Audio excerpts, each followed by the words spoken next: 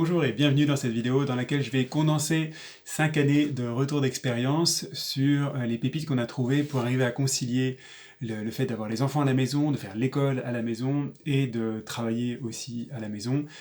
On a des enfants de 5, 6 et 9 ans, ça fait en gros 5 ans, on a déscolarisé nos enfants pendant 5 ans, pendant que ma femme et moi on travaillait à la maison. Alors c'est pas du tout mon activité principale, hein. Mon activité principale c'est d'être mentor pour entrepreneurs. J'ai créé libérerlabête.com mais tu vas voir dans les conseils que je vais te donner, moi je fais énormément de passerelles entre la vie perso et la vie en entreprise, la vie en équipe. Et il y a des sujets qui vont résonner, c'est à peu près sûr, avec ce que tu peux vivre en équipe. En tout cas, dans ce que je transmets, dans ma casquette professionnelle, il y a beaucoup de choses que j'ai expérimentées en famille et puis inversement. Alors, un tout petit peu de contexte. Donc, 3 enfants, 3 garçons. Je pense que les conseils sont valables, même si c'était pas des garçons. On est dans une maison, mais là aussi, je pense pas que ça change radicalement les choses. C'est peut-être plus facile pour nous, mais ça change pas les conseils que je vais te partager. Je vais couper ce que j'ai à te transmettre en au moins 2 vidéos et peut-être 3 si je vois que que ça prend. En fait, la première vidéo, ce sera donc dans celle-ci, ce sera comment faire en sorte d'économiser son énergie en tant que parent, en dehors des temps d'enseignement, en dehors des temps d'école. Donc plutôt comment est-ce qu'on fait déjà pour fonctionner avec les enfants à la maison et les parents en télétravail, indépendamment des problématiques d'école. Et puis dans une deuxième vidéo, je me concentrerai sur notre retour d'expérience de déscolarisation des enfants et comment est-ce qu'on a fait pour faire en sorte qu'ils apprennent malgré tout en étant à la maison et en n'étant pas à l'école. Voilà, je pourrais aller plus loin dans une troisième vidéo si besoin, sur des techniques un peu plus avancées, entre autres des techniques de gestion d'émotions qui nous permettent de traiter tous les pics, de toutes les décharges d'émotions qu'il y a, que ce soit les colères, etc. On va... Aujourd'hui, moi j'ai de l'expérience donc de 0 à 9 ans, j'ai pas d'expérience au-delà.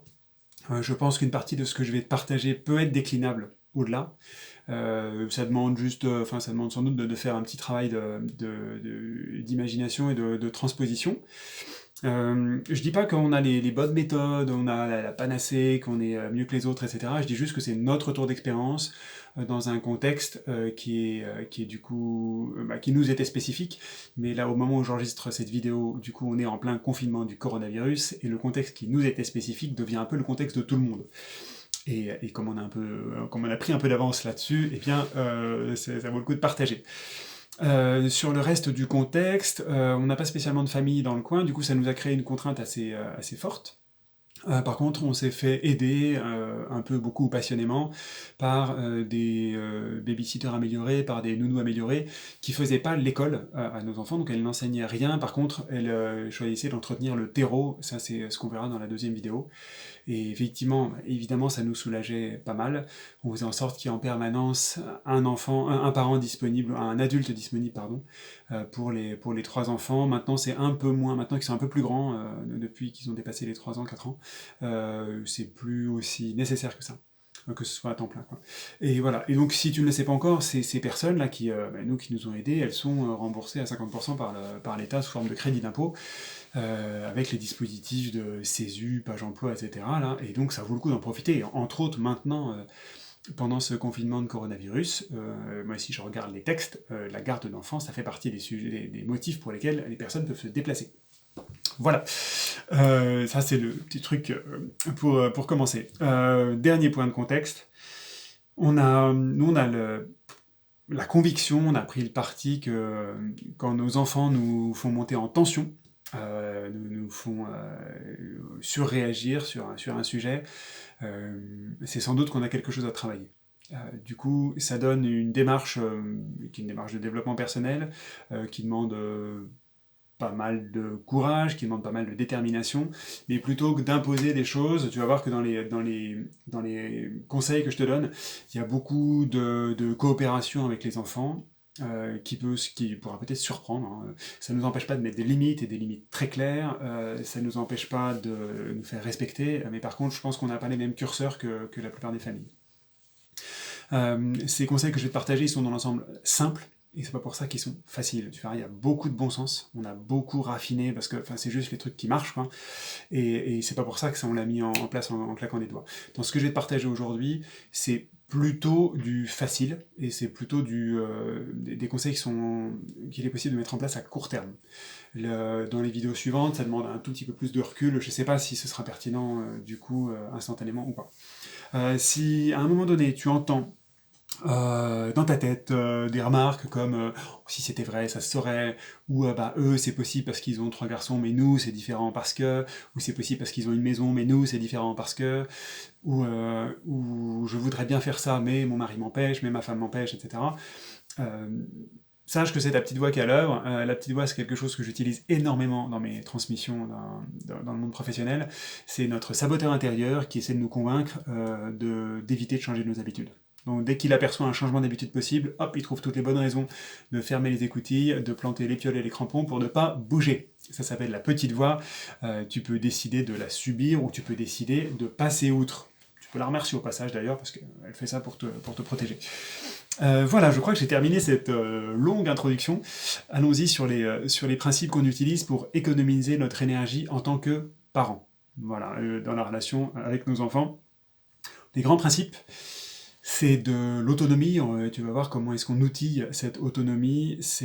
On pratique ni punition ni récompense, et on fait attention à ce qu'il y ait ni l'un ni l'autre. Voilà.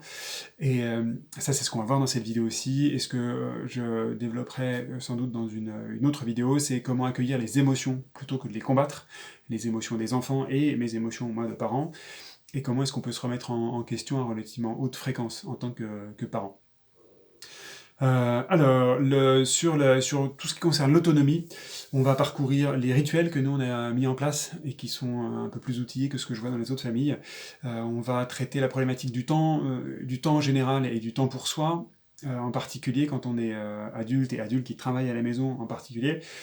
On va voir ce qu'on a mis en place autour des budgets. On a différents types de budgets. C'est pas que des budgets en argent de poche par exemple, mais on a décliné ça sur d'autres pans de la vie de famille.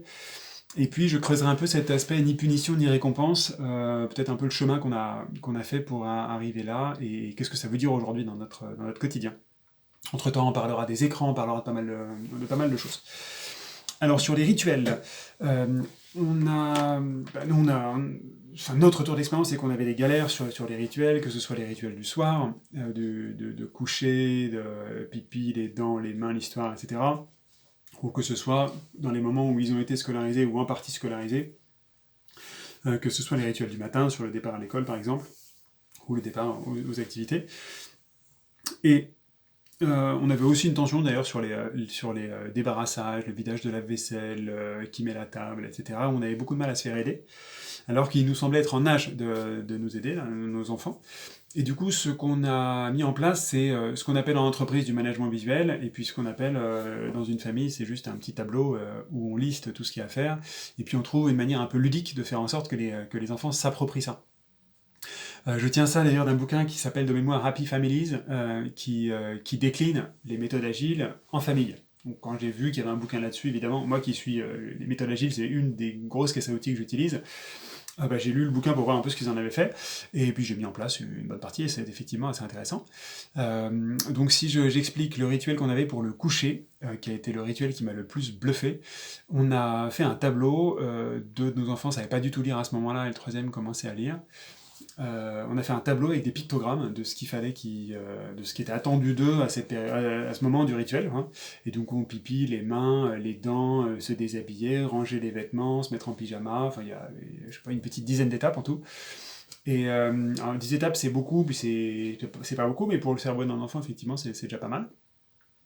Et on a mis sur un panneau les différents pictogrammes à la suite. Quoi. Et puis on a fait une zone de panneaux par enfant, et puis chaque enfant, du coup, venait cocher. On avait fait un truc magnétique, du coup, il venait cocher avec des petits magnettes de couleurs, si c'était fait ou si c'était pas fait. Et c'était bluffant de voir à quel point ça marchait. Quoi. Et même s'ils connaissaient la séquence, même assez vite, ils l'ont connue par cœur, chaque soir, il retournait au tableau pour cocher, pour aller vérifier l'étape suivante, même s'il la connaissait en fait, et pour cocher, juste pour le plaisir de cocher, Et c'est le même plaisir de cocher que je retrouve dans les programmes de transformation que je donne. C'est le même plaisir qu'on a en tant qu'adulte à cocher dans sa to-do list. C'est pareil, ouais. D'accord? Et ça, c'était scotchant. En quelques jours, c'était absorbé, le tableau, et au bout de quelques semaines, il n'y avait plus besoin du tableau. Je dis pas que c'est parfait aujourd'hui, ce rituel du coucher, mais en tout cas, c'est vachement plus fluide qu'avant. Et surtout, la bascule avait été vraiment incroyable. Le tout, donc, il y a besoin de rien comme matériel, hein. Ça peut être sur un papier, c'est pas le support qui fait le truc, quoi. C'est juste le fait qu'il y ait un support, que ce soit visuel, et que l'enfant puisse cocher et voir son truc avancer. Donc ça, c'était vraiment très bien. On a fait la même chose sur la répartition des tâches ménagères, si on veut. Enfin, je sais pas, le fait de rendre service, quoi. Le fait de mettre la table, de débarrasser la table, mettre le lave-vaisselle et compagnie. On a réparti les rôles entre les enfants sur un petit A4 qu'on a affiché quelque part. Là, ils savaient un peu plus lire, du coup, on n'a pas fait de pictogramme. Et, en 3 jours, c'était torché, quoi. Enfin, c'était plié. Les rôles étaient répartis et on a constaté qu'il y a eu des ajustements, c'est-à-dire qu'ils ont troqué certains rôles qui voulaient pas. Enfin, bref, ils ont fait leur popote. Et c'est en place depuis plusieurs mois, là. Là aussi, c'est pas parfait, mais ça fait 80% du boulot. Et 80% du boulot pendant lesquels, du coup, pour lesquels on n'a juste plus aucune énergie à émettre, à part de dire qui est-ce qui s'occupe de mettre la table à midi. Et puis là, il y a un des 3 enfants qui dit ah, c'est un tel. Et d'accord, un tel, tu viens mettre la table, et c'est parti, quoi.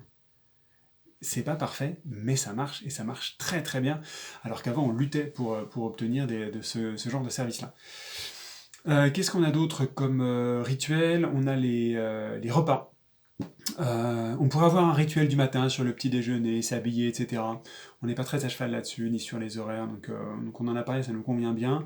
On pourrait avoir un rituel sur le rangement, on est très mauvais sur le rangement, on l'accepte, et puis voilà, on fait avec.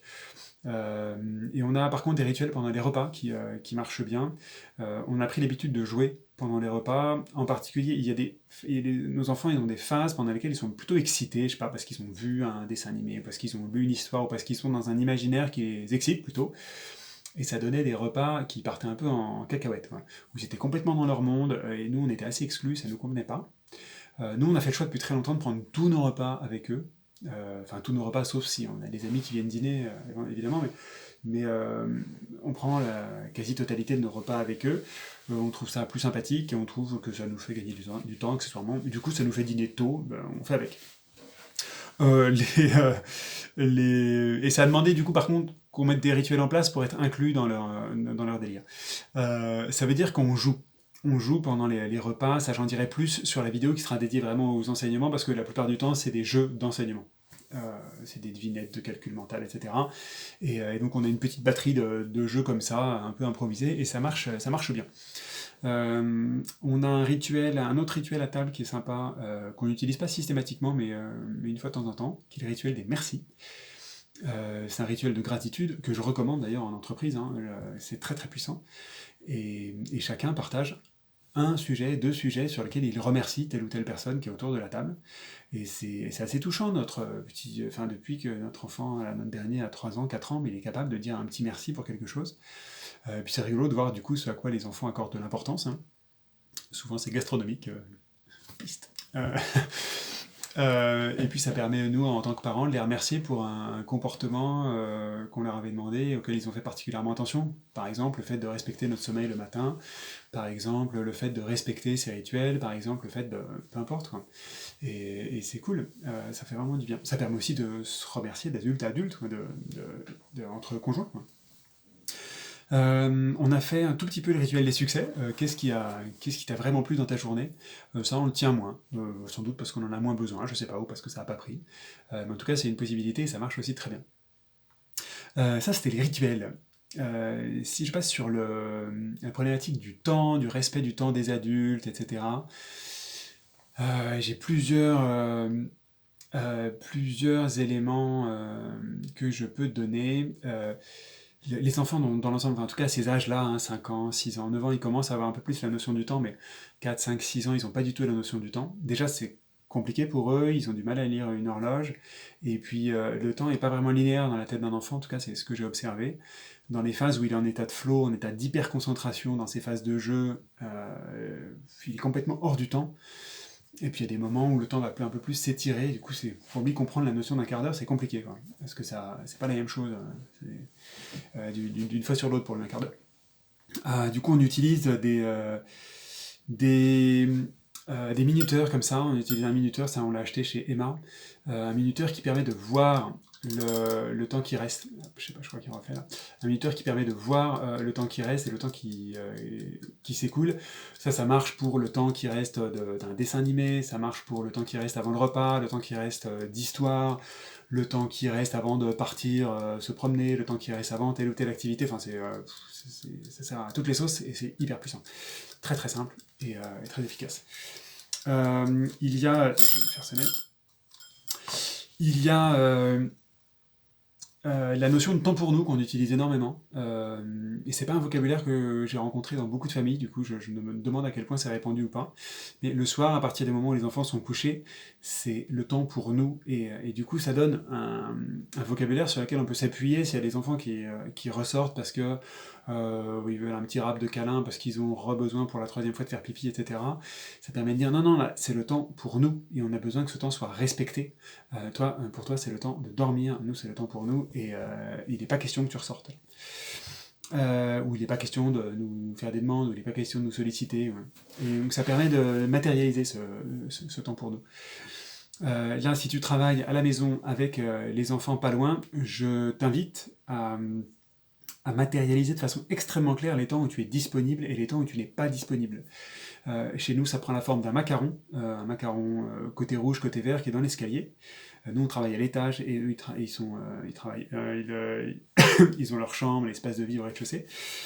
Et du coup, quand le macaron est rouge dans l'escalier, c'est extrêmement clair, c'est une règle simplissime, comme quoi ils ne doivent pas nous déranger. Voilà, on est dans notre bulle, on est en train de travailler, on n'est pas disponible. Le fait qu'il y ait une règle permet pas que ce soit qu'elle soit respectée à 100%, mais en tout cas, ça contient une grande partie des cas sur lesquels il y aurait une tension. Et c'est vraiment très efficace. Juste pour rentrer un tout petit peu dans le détail là-dessus, si tu as besoin de travailler chez toi, si tu n'es pas habitué au télétravail, tu n'as sans doute pas de bureau, et du coup tu dois peut-être travailler dans la cuisine ou dans ta chambre ou à un endroit qui n'est pas prévu pour ça, juste le fait que la porte soit fermée, c'est pas un signe explicite. C'est juste une porte fermée. D'accord? C'est exactement comme dans un open space, un de tes équipiers qui a des écouteurs sur les oreilles. Ça veut rien dire en fait. Ça veut peut-être dire qu'il veut être dans sa bulle, ça veut peut-être dire aussi qu'il veut juste écouter de la musique, ça veut peut-être dire qu'il vient d'écouter un message sur son téléphone, ça ne veut rien dire. D'accord? Et ce que je constate, c'est que souvent, on part du principe que ce genre de signe-là est explicite et significatif, mais c'est jamais le cas. D'accord? Donc si tu veux faire passer le message à tes enfants que tu as besoin d'être au calme dans la cuisine pendant X temps, tu mets un message explicite sur la porte. Ça peut être un panneau rouge versus un panneau vert, ça peut être n'importe quel signe, on appelle ça un signe de rappel, ça peut être une passoire que tu mets devant la porte, avec une règle très claire qui est quand la passoire est devant la porte, ça veut dire que je travaille et que j'ai besoin de ne pas être dérangé. Okay, peu importe la règle, du moment qu'elle soit simple, explicite, et qu'elle puisse être activée à chaque fois. Accessoirement, quand on trouve un signal comme ça, je constate que c'est l'élément, l'artefact, je sais pas comment dire en français, c'est l'objet en question qui va prendre la décharge de colère ou d'agacement plutôt que l'enfant. Et donc, je sais pas, moi, si c'était une passoire devant la porte, tu vas prendre la passoire et dire, bon, ça c'est quoi ça? C'est la passoire. C'est quoi la règle liée à la passoire? La règle à la passoire, c'est que quand il y a passoire, je ne peux pas te déranger. Ok, alors j'aimerais bien qu'on respecte la règle. Et je constate que quand on a un objet, ça calme vachement. Un peu comme une histoire de carton jaune. Au foot, c'est le carton jaune qui prend toute la décharge émotionnelle qu'il y a derrière. Voilà, bref. Qu'est-ce que je peux te partager d'autre? Les budgets. Je sais pas si je t'ai donné tout à l'heure le nom de ça, ça s'appelle un timer. Sur internet, tu trouveras ça assez facilement. Euh, les budgets. Donc évidemment, on a le budget d'argent de poche, ça marche, et ça permet que les enfants soient autonomes sur leurs demandes. À partir du moment où on a mis en place de l'argent de poche pour nos enfants, on n'avait plus de réclamations sur des jouets, on n'avait plus de demandes sur ou des bonbons, ou des trucs comme ça, qui pouvaient arriver par phase plus ou moins souvent, peu importe. À partir du moment où on a mis en place l'argent de poche, ils ont un exutoire, c'est-à-dire qu'ils sont autonomes pour faire leurs plans sur la comète, pour acheter la petite boîte de Lego qui leur fait plaisir, la petite boîte de Playmobil, et puis s'il y a des trucs de nourriture qui leur font plaisir et qu'on n'achète pas assez à leur goût, j'en sais rien, moi, des paquets de chips ou des bonbons, et ben on peut leur dire, bah t'as de l'argent de poche, vas-y quoi, mais décide si tu consacres ton argent de poche à ça, ou si tu consacres ton argent de poche à d'autres trucs qui te feraient plus plaisir.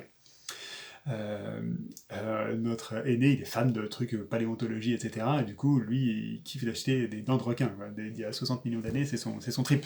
C'est ça, ou des Lego, grosso modo. Donc ça les rend vachement autonomes et c'est très très cool. Et puis on voit que même ça crée un truc dans la fratrie qui est vraiment intéressant, où ils s'allient pour acheter ensemble un truc qu'ils pourraient pas acheter tout seuls, etc.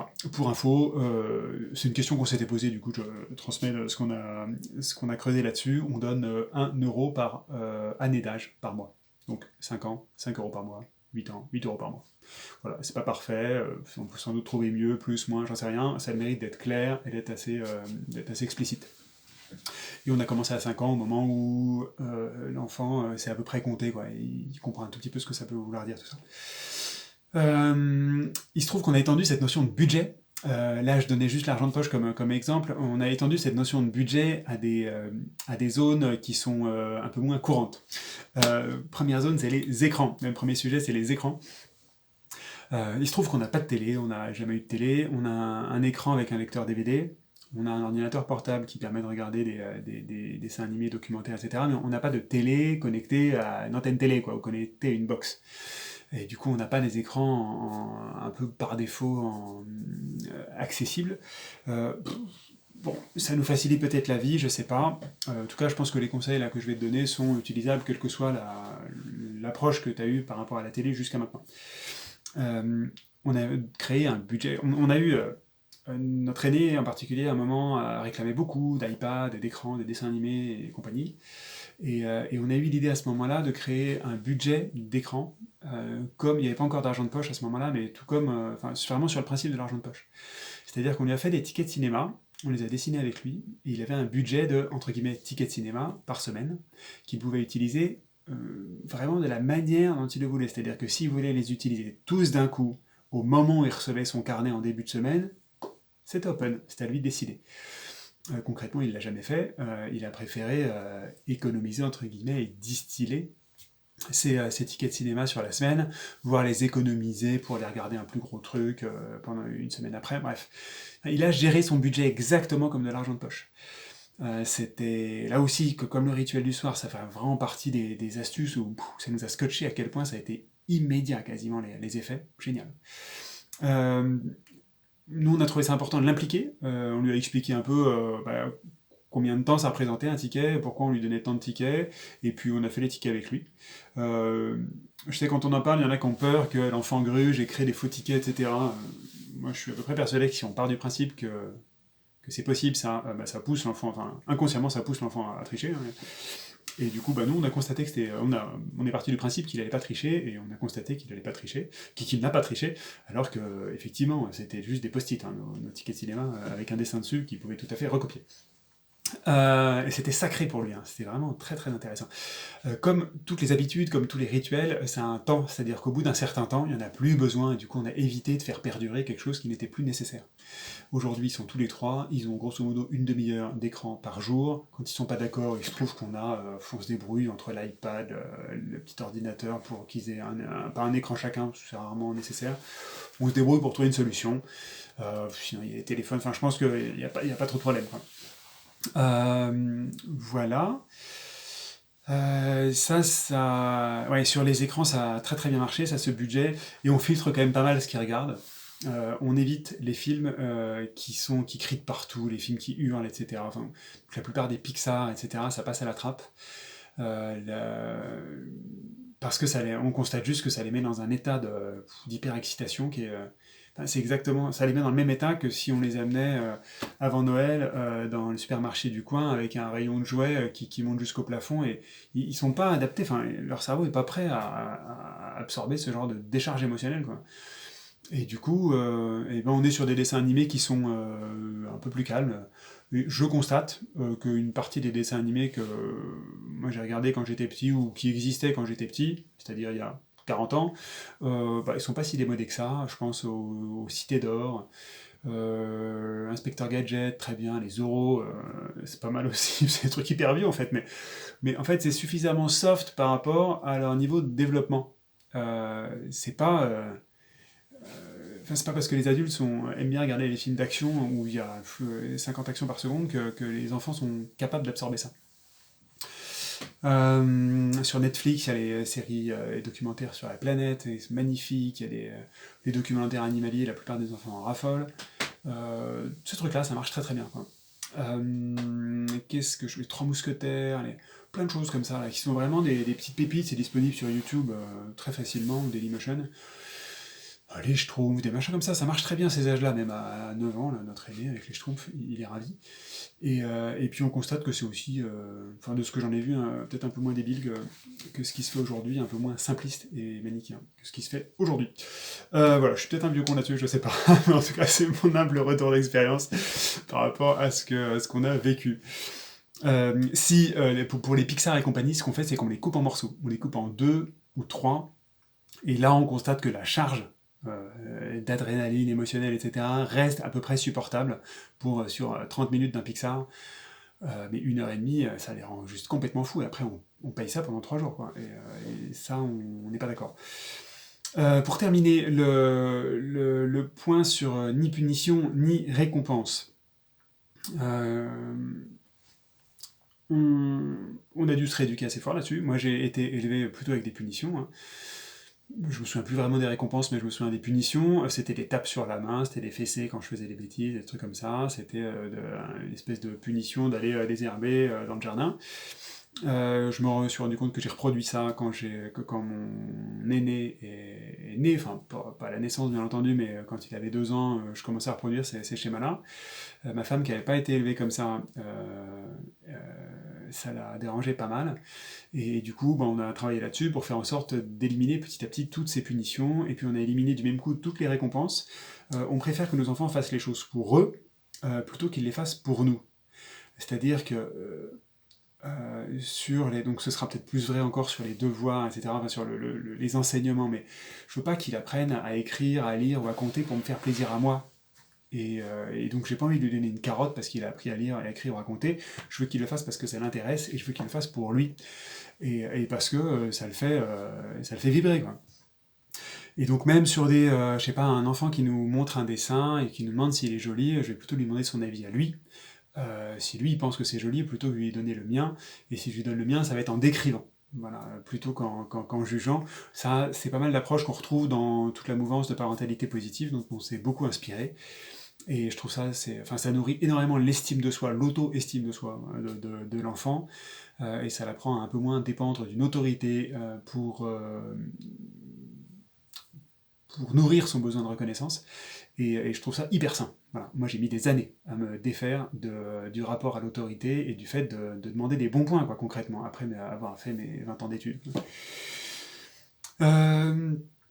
Alors, on met pas au coin, il n'y a pas de privation de dessert, un truc comme ça on l'a fait, puis on le fait, on le fait plus, quoi. Ce qu'on fait par contre, c'est qu'on fait en sorte que les enfants soient au courant des conséquences de leurs actes et qu'ils essayent de les assumer autant que possible. Je sais pas moi, sur les desserts, la règle est claire, hein, qui est que si un de nos enfants ne mange pas ce qui a été servi, ou touche à peine à son assiette, il n'y a pas vraiment moyen qu'il y ait de dessert, hein, voilà. Il le sait. Et du coup, pendant le repas, il dit oh là là, j'ai pas très envie, machin, j'ai pas très faim. On lui dit est-ce que tu sais que c'est ça la règle, quoi. Et c'est pas pour autant qu'il finit son assiette, mais c'est un des sujets sur lesquels on n'est pas très à cheval. À partir du moment où c'est pas lui qui décide, la plupart du temps, c'est pas lui qui décide des quantités, ça nous paraît pas forcément très juste qu'il termine son assiette coûte que coûte. Voilà. Pareil, si ça dérape complètement sur le rituel du coucher, où ils mettent beaucoup plus de temps à faire les pipis, les dents, etc., ils savent qu'il y a une heure un peu butoir à la fin de l'histoire. On la matérialise, cette heure butoir, pendant les jours où on pense que ça va être un peu compliqué, les soirs où on pense que c'est compliqué. Et du coup, en fait, ils sont en train de grignoter tout seuls leur histoire, mais ils le savent, et ils ont de quoi assumer les conséquences, quoi. Voilà. Sur le fait d'aller au coin, toutes ces exclusions. Nous, ce qu'on pratique, on pratique l'isolement, mais on pratique l'isolement en expliquant que l'isolement, c'est pour que l'enfant redescende. S'il est en crise émotionnelle, quoi, en colère, en panique, en tristesse, et donc il va se mettre à part, pas forcément tout seul d'ailleurs, ça peut être avec un adulte, si un adulte disponible, et si un adulte qui est en état de l'accompagner, parce que si l'enfant est en crise, moi ça arrive aussi que je sois bien dans les tours, quoi, et que du coup je sois pas en état de l'accompagner et de le faire redescendre. Du coup, ça arrive aussi que, l'isolement, ça marche pour l'enfant, ça marche pour l'adulte. Je me l'applique aussi. S'il y a des moments où je sens que je monte vraiment trop dans les tours, parce que j'ai des problématiques de boulot dans la tête, que je suis en train d'amener ça dans la famille, et que ça fait une salade qui est pas top, je pars, quoi. Je retourne m'isoler, je respire un grand coup, je me pose 5 minutes, et je redescends. Et voilà, j'ai pas l'impression d'être au coin, et pas plus que je mets les enfants au coin. Voilà ce que je peux partager. Si on résume les rituels du soir en particulier, pardon, les rituels des repas, les rituels pour les tâches de la famille, tout autour du temps pour soi, le fait de marquer très clairement quand on a besoin d'être tranquille ou pas, les budgets d'écran, de bonbons, on a fait des bonbonnières aussi dont j'ai pas parlé, et le côté ni punition ni récompense, faire en sorte que les enfants fassent les choses pour eux. Ouais, les bonbonnières c'est très très bon aussi. Je reviens là-dessus parce que j'ai oublié, chacun de nos enfants a une bonbonnière, on ne remplit pas la bonbonnière, ils se débrouillent s'ils veulent des bonbons, ils les chopent à droite à gauche, entre autres à Halloween une fois par an en fait. Et après, ils ont leur budget de bonbons, on met un petit chocolat là-dedans de temps en temps. Et là aussi, ça évite complètement de réclamer. C'est vraiment génial.